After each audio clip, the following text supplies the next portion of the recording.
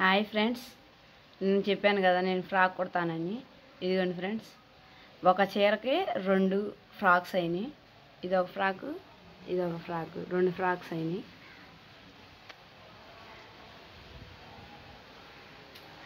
దీనికి ఇట్లా చిన్న ఫ్లవర్ కుట్టాను. బాగుందా? బాగుంటే కామెంట్లో బాగుందని కామెంట్ చేయండి. ఇదిగోండి 2 ఫ్లవర్స్ రెండింటికి కుట్టాను.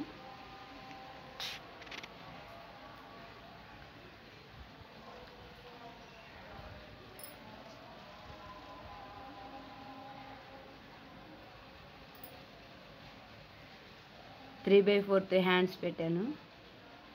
ఇదిగోండి, బాగున్నాయా? 2 ఫ్రాక్స్ చాలా బాగున్నాయండి. నాకైతే బాగా నచ్చినాయి.